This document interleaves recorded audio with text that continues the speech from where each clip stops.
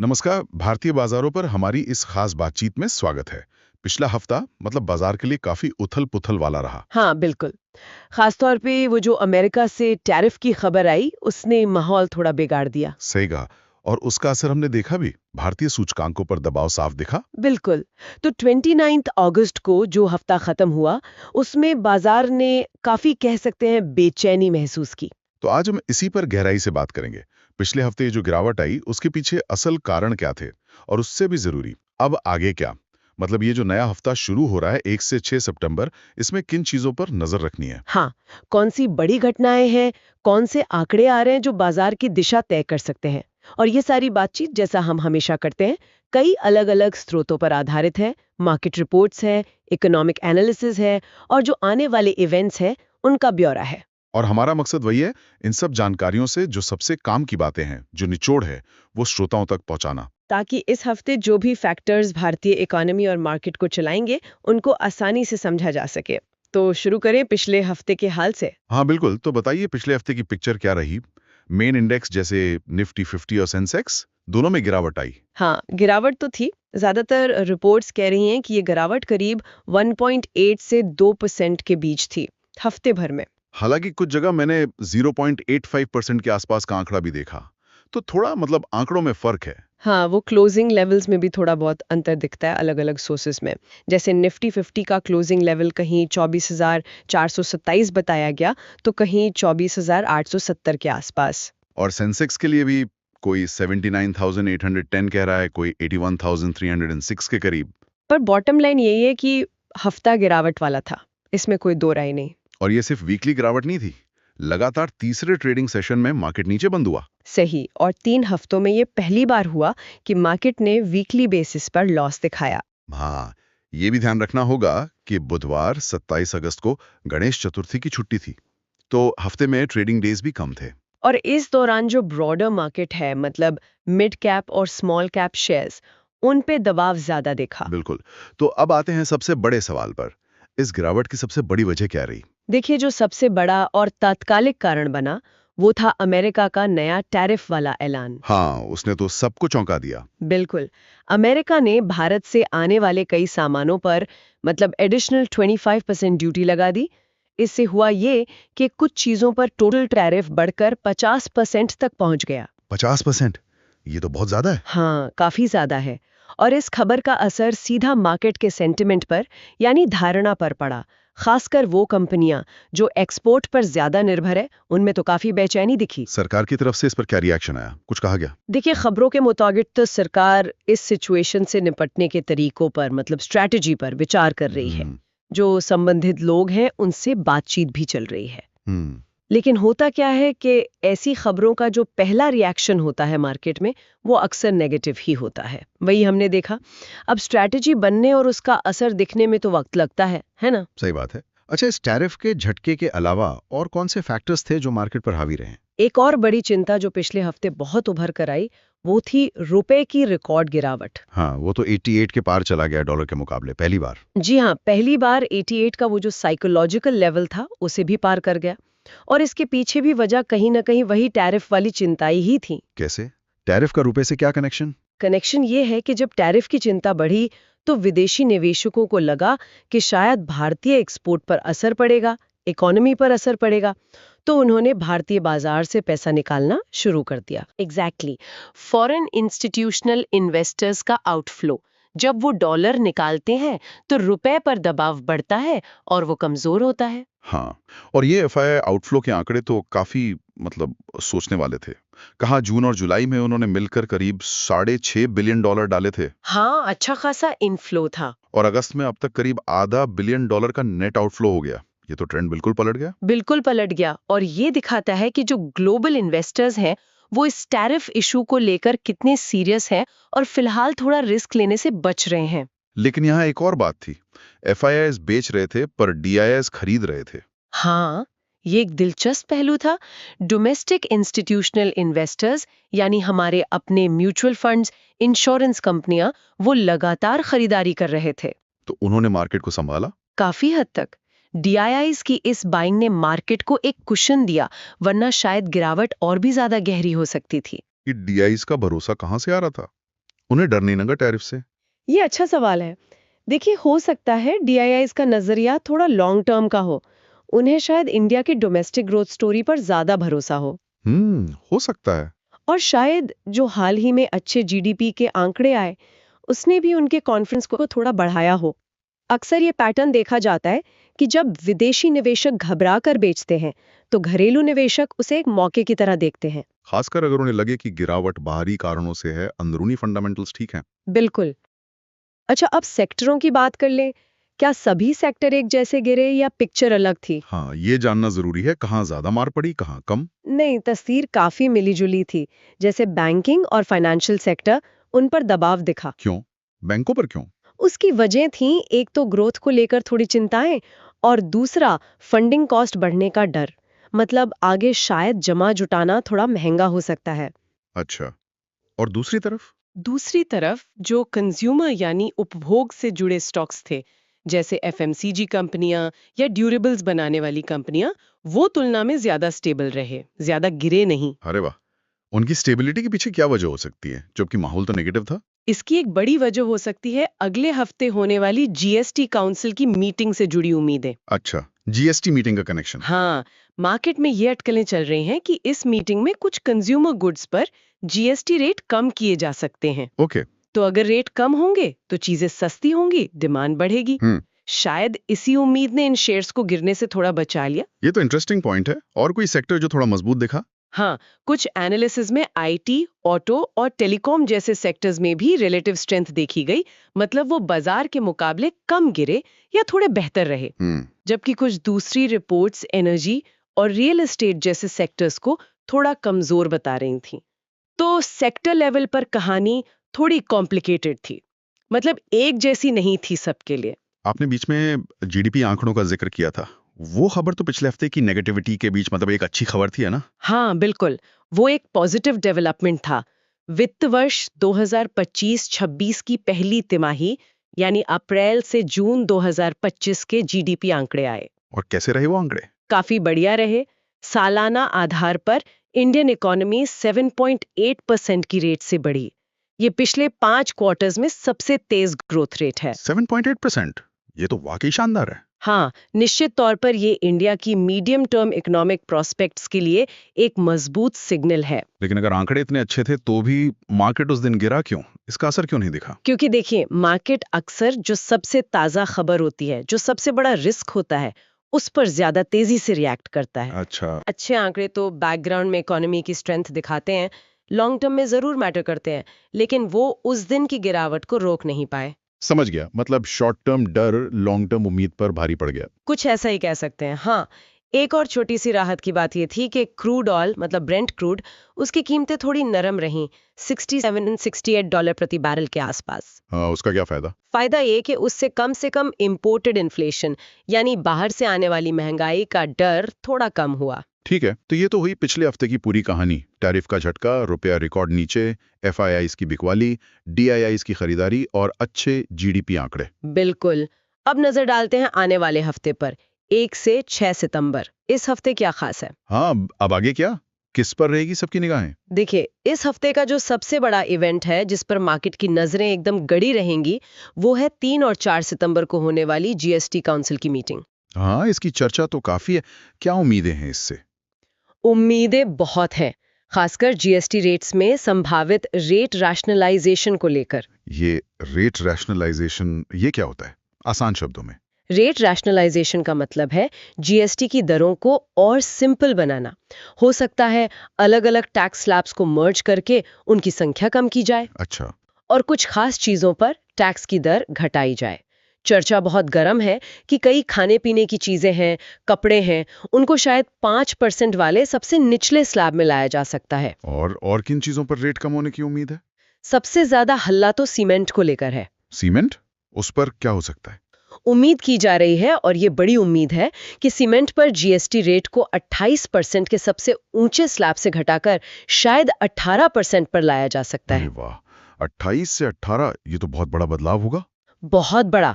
अगर ऐसा होता है तो ये इंफ्रास्ट्रक्चर और कंस्ट्रक्शन सेक्टर के लिए बहुत बड़ी राहत होगी। हाँ, जाहिर है।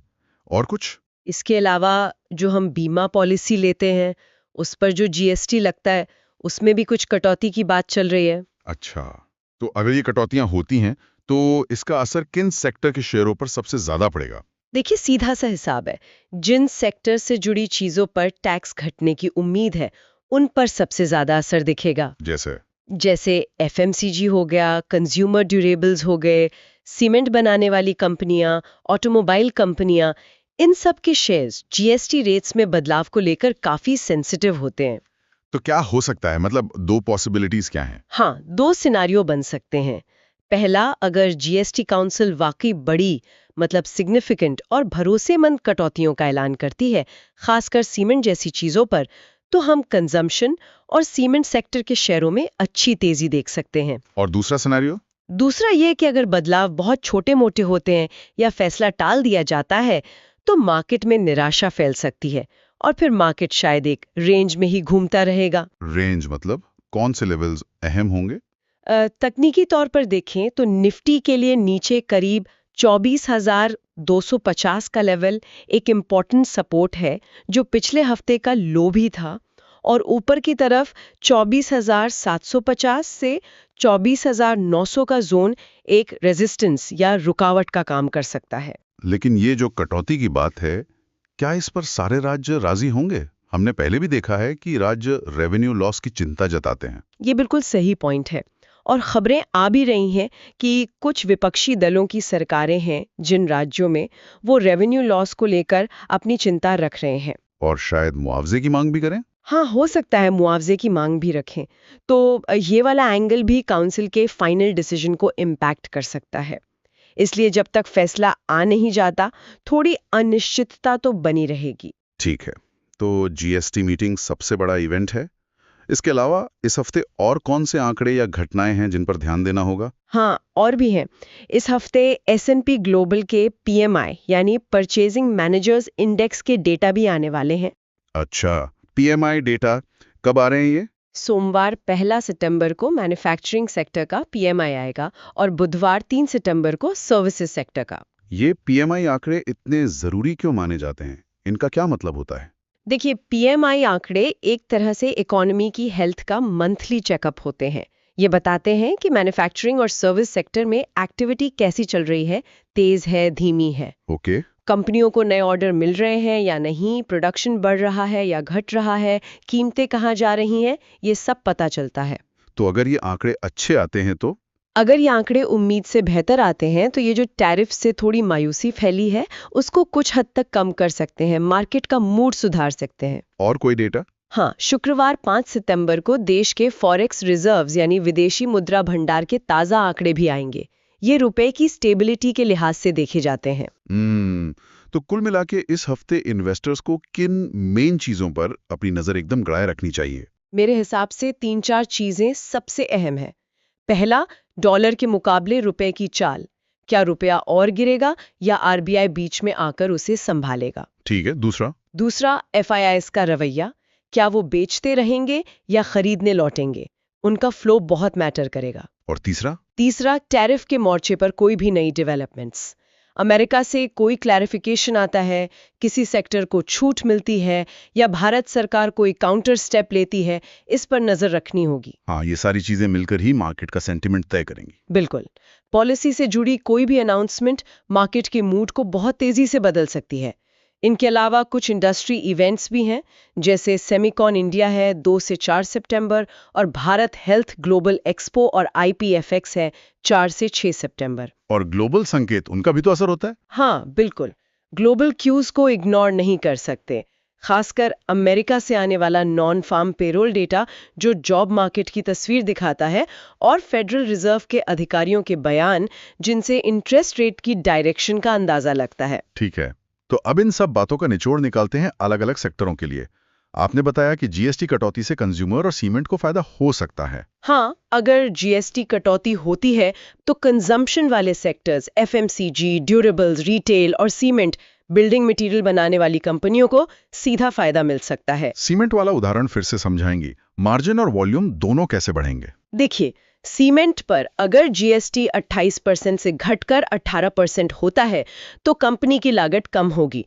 इससे उनका प्रॉफिट मार्जिन सुधर सकता है। साथ ही अगर कंपनियां ये फायदा आगे ग्राहकों को पास करती हैं, यानी कीमतें कम करती हैं, तो सीमेंट की डिमांड यानी बिक्री वॉल्यूम भी बढ़ सकती है। तो ये डबल फायदा हो सकता है। तो क्या निवेशकों को इन सेक्टरों में पैसा लगाना चाहिए अभी? कुछ एनालिस्ट तो इन सेक्टर्स पर ओवरवेट यानी पॉजिटिव रुख रखने की सलाह दे रहे हैं, खासकर जीएसटी मीटिंग को ध्यान में रखते हुए। और हमने देखा भी कि पिछले हफ्ते कंज्यूमर स्टॉक्स गिरे नहीं ज्यादा।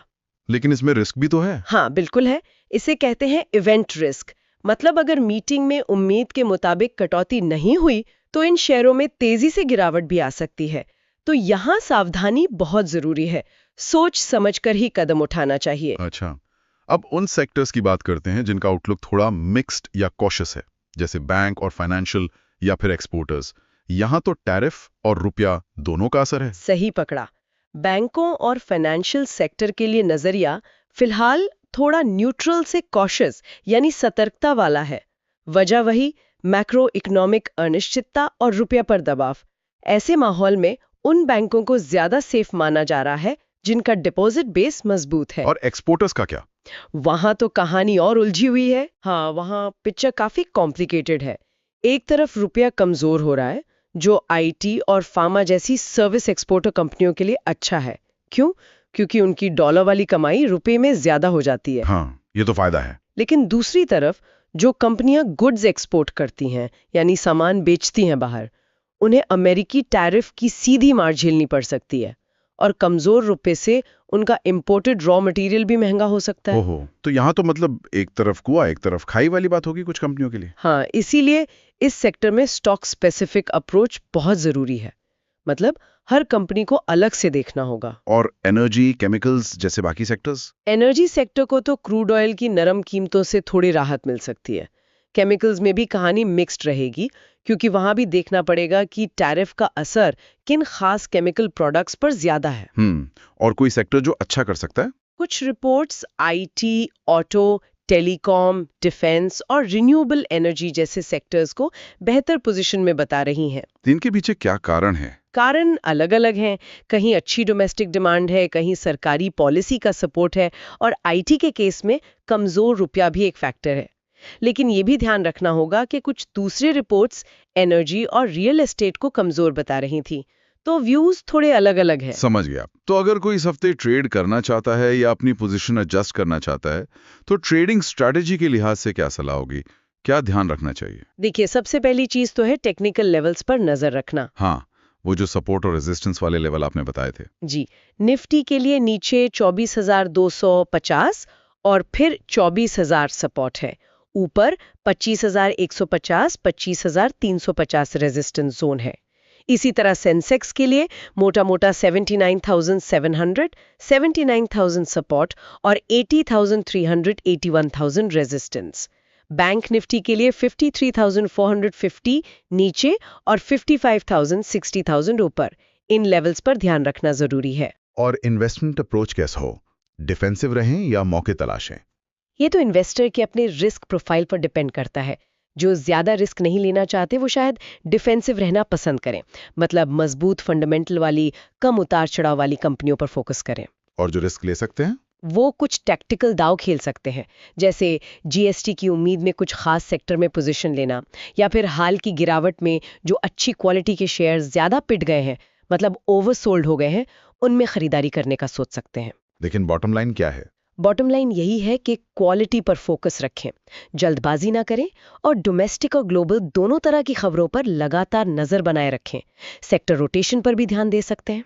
ठीक है, चलिए अब इस पूरी चर्चा को समेटते हैं। तो मुख्य बात यह है कि आने वाला हफ्ता मार्केट में वॉलेटाइल यानी उतार चढ़ाव भरा रह सकता है। बिल्कुल, दो बड़े ड्राइवर होंगे, जीएसटी काउंसिल का नतीजा और टैरिफ वाला इशू।